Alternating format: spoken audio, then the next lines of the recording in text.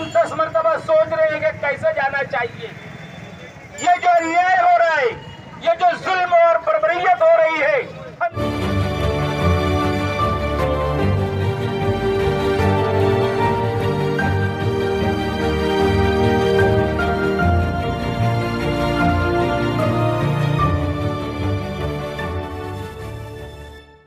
फख्र महसूस हो रहा है कि इसकी मुखालफत कर्नाटक में सबसे पहले social democratic party of India ने की। कर्नाटक में जिंदाबाद जिंदाबाद एजीपीआई जिंदाबाद जिंदाबाद जिंदाबाद एजीपीआई जिंदाबाद।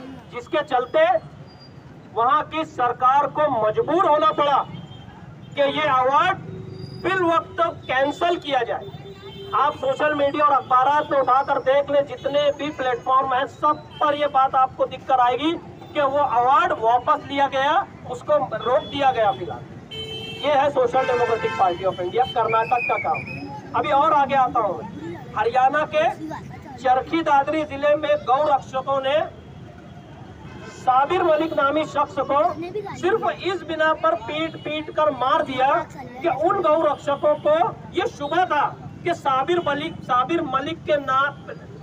मलिक नाम के शख्स के अंदर जो पेट के अंदर उसके अनाज है या जो ग़िज़ा है वो बीफ है।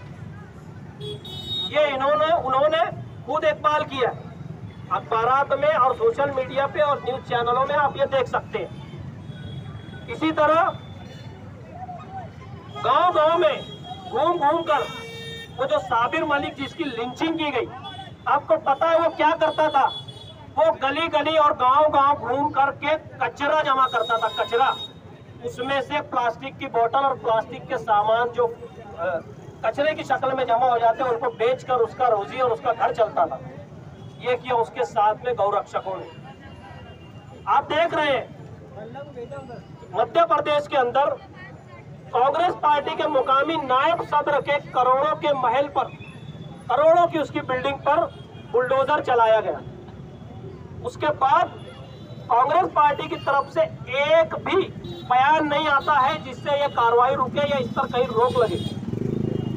कांग्रेस पार्टी का वो नायब सदर था वहां का मुकामी वो शख्स जो राहुल गांधी अपना खुद का घर नहीं बचा सकता, क्या वो उनकी पार्टी के लोग का घर बचा सकता है या वो आम आदमी के घर बचा सकता है? ये सोचने का मकाम है।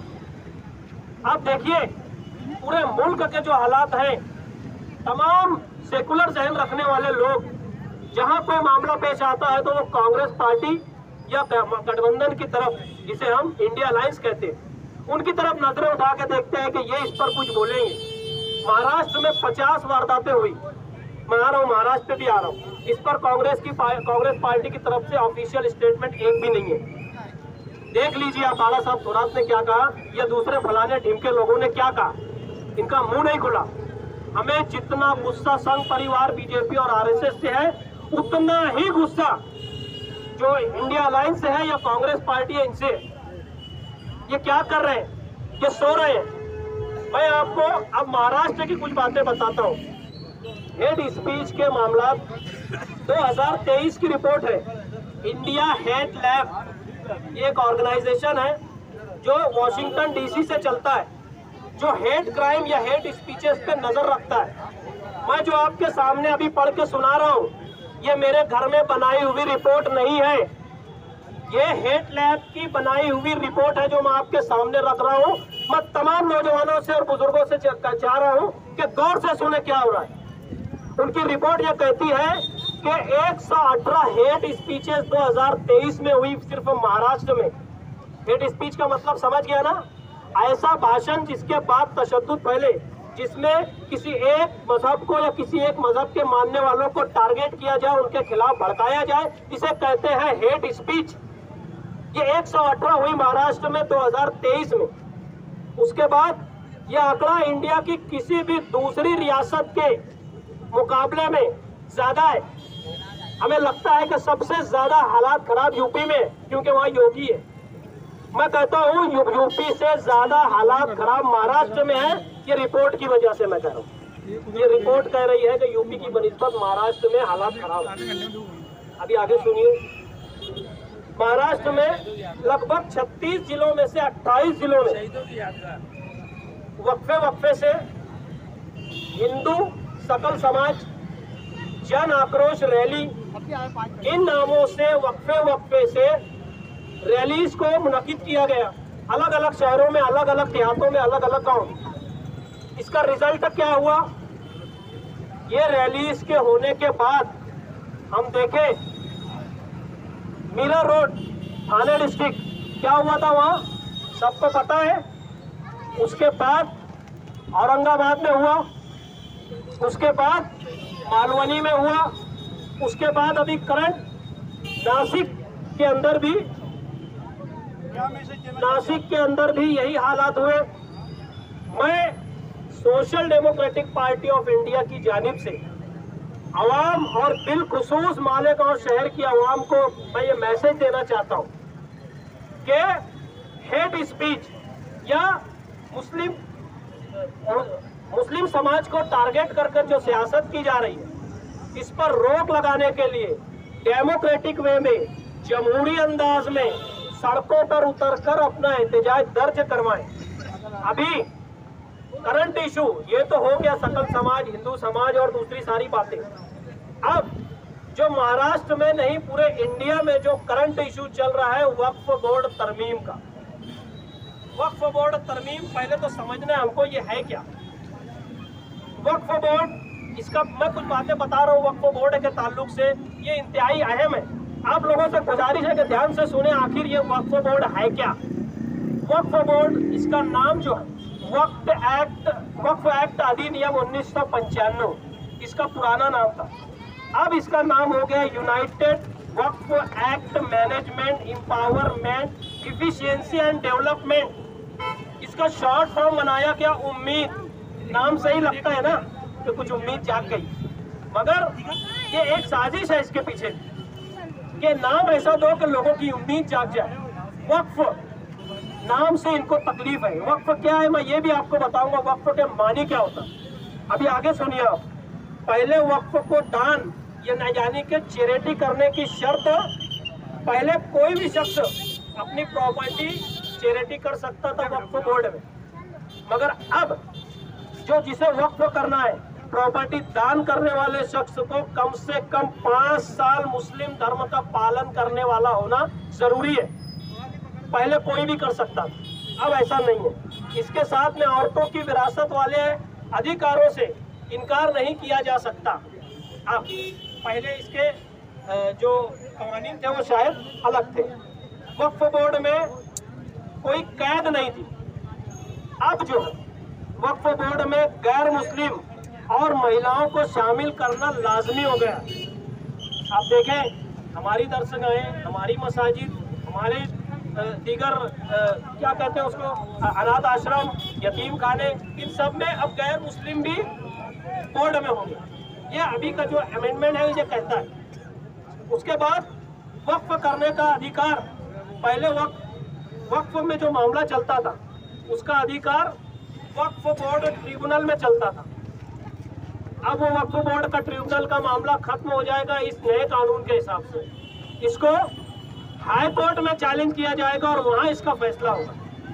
ये भी समझने वाली बात है। लाखों एकड़ जमीन पूरे मुल्क में वक्फ बोर्ड के नाम से है, मगर सरकार की इसको मैंने एक पोर्टल, एक न्यूज में पढ़ा, किसी तज्जिया निगार की रिपोर्ट में, उसने कहा कि अपने बिजनेसमैन आकाओं को सरकार खुश करने के लिए वक्फ अमेंडमेंट बिल लेकर आई है।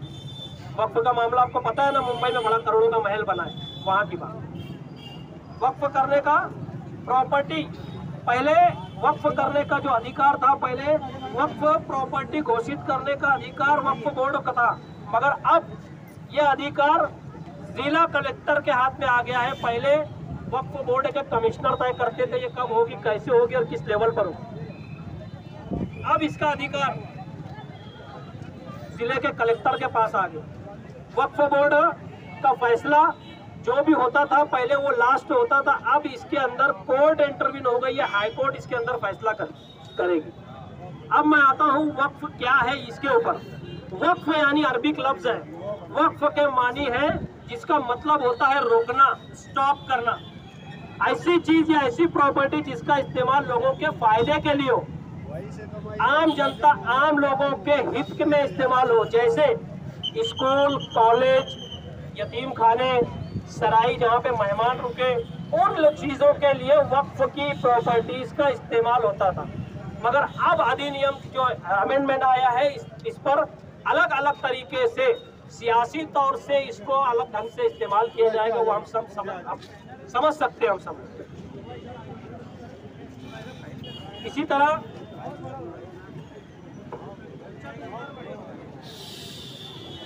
अब गुज़िश्ता दिनों जो महाराष्ट्र में हमारे अहमदनगर जिले में रामगिरी नामी शख्स ने हुजूर सल्लल्लाहु अलैहि वसल्लम की शान में गुस्ताखी करते हुए नाजेबा अल्फाज का इस्तेमाल किया।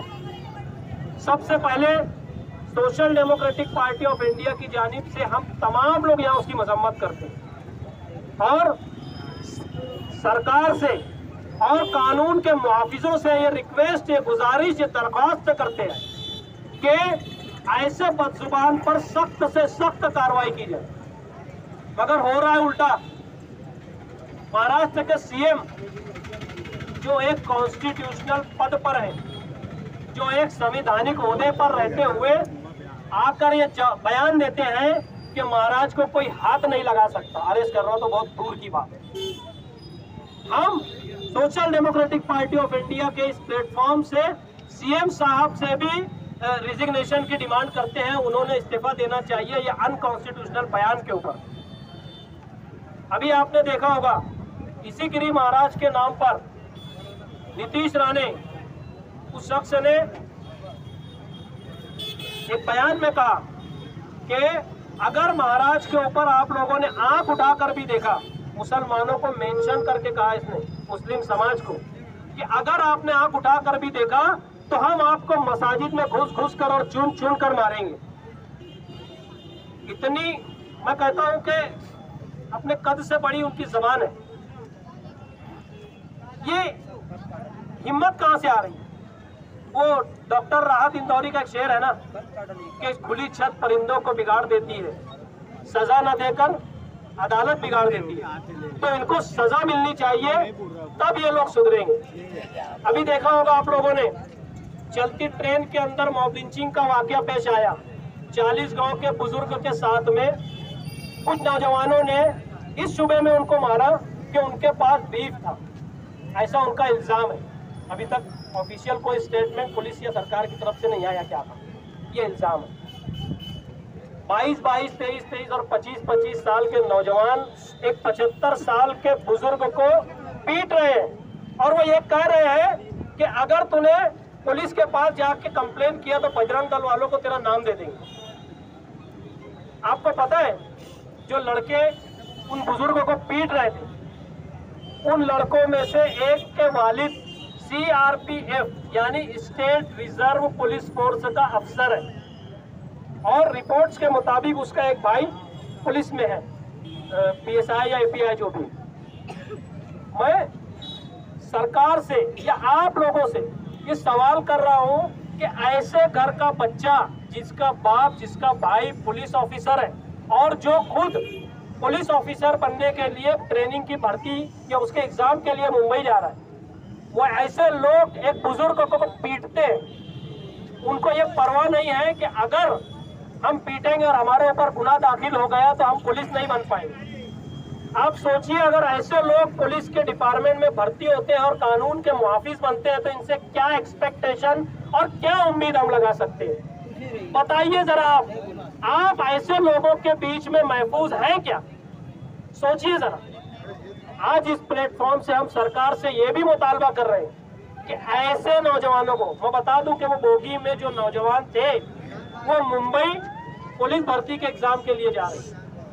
मैं सरकार से SDPI के प्लेटफॉर्म से डिमांड करता हूं कि इनकी आज नहीं तो कल जमानत तो हो ही जाएगी, है ना?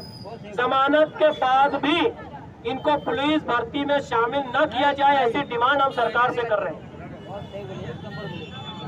आज social democratic party of India Malegaon शाख की तरफ से ये धरना रखा गया था। आप लोग मुझे सुन रहे थे। मेरे बाद इब्राहिम इनकलाबी साहब आपके सामने 2 बातें रखेंगे, उसके बाद ये धरना अपने इख्तिताम को पहुंचेगा। गैर कानूनी बुलडोजर कार्रवाई बंद करो, गैर कानूनी बुलडोजर कार्रवाई बंद करो, मुस्लिम मुखालिफ सियासत बंद करो, मुस्लिम मुखालिफ सियासत बंद करो, नबी की शान में गुस्ताखी करना बंद करो। हनीफ साहब ने बड़ी तफसील से और बहुत अच्छे अंदाज में आपको आज के धरने का मकसद क्या है वो बतलाया। आज आप देख रहे हैं कि पूरे महाराष्ट्र के अंदर असेंबली इलेक्शन आने वाले हैं। असेंबली इलेक्शन की एक हामाहामी है और बीजेपी अपना इलेक्शन को उसको लग रहा है कि अब हमारी सरकार गिरने वाली है। वो अपनी सरकार को बचाने के लिए तरह तरह के हरबे इस्तेमाल कर रही है और उनको ये लग रहा है कि हमारे सामने सबसे आसान और नरम चारा मुस्लिम समाज है, इसलिए वो मुस्लिम समाज को टारगेट कर रही है।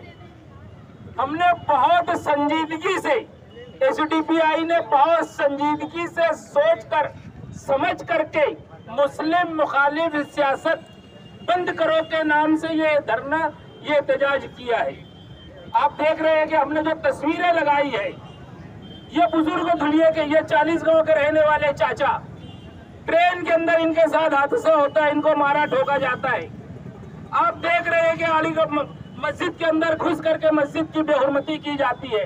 ये तमाम महाराष्ट्र के वाकयात है। बीजेपी का एक वर्कर वो अपने स्टेट से खड़े रह करके मुस्लिम मुखालिफ बयानात देता है और मस्जिद में घुसकर मारने की बात करता है। इनका मकसद ये है कि अभी आप लोगों ने देखा होगा पार्लियामेंट का इलेक्शन आया। पार्लियामेंट के इलेक्शन में मुसलमानों ने अपनी ताकत बताई, एक उंगली करे। वोट कैसे उंगली से देते ना, हमने उंगली करे। जो लोग 400 पार जाने का सपने देख रहे थे वो ठूस हो गए। अब हमको वापस से एक बार और उंगली करना है और ये फिरका परस्त पार्टियों को सबक सिखाना है। ये लोग की नीयत ये है कि हम मुसलमानों को टारगेट करके, मुसलमानों के जज्बात को ठेस पहुंचा करके, हम मुस्लिम मुखालिफ पॉलिसी कर करके हिंदुस्तान में, महाराष्ट्र में बसने वाले सेकुलर समाज के लोग हैं, दलित है, सिख है, ईसाई है, मुस्लिम है, ऐसे लोगों की वोट का बंटवारा करें। एसडीपीआई यही सब इनके मिशन का तोड़ करने के लिए पूरे महाराष्ट्र में जाकर के आवाम की जहन साजी कर रही है। आवाम को बता रही है कि अगर इस महाराष्ट्र के अंदर, हिंदुस्तान के अंदर संविधान का राज रहा, अगर संविधान सही ढंग से संविधान को चलाया गया तो यहाँ पर रहने वाले तमाम नागरिकों को हक और इंसाफ मिलेगा। एसडीपीआई इसी मकसद के तहत पूरे मुल्क में काम कर रही है। आज के हमारे धरने का मकसद राहिल हनीफ ने बहुत अच्छे अंदाज में बताया। हम बहुत जल्द हमारा ये एहतजाज यहाँ पर खत्म होने वाला है। जिंदाबाद जिंदाबाद एसडीपीआई जिंदाबाद, जिंदाबाद जिंदाबाद एसडीपीआई जिंदाबाद, जिंदाबाद जिंदाबाद एसडीपीआई जिंदाबाद। बंद करो, बंद करो मुस्लिम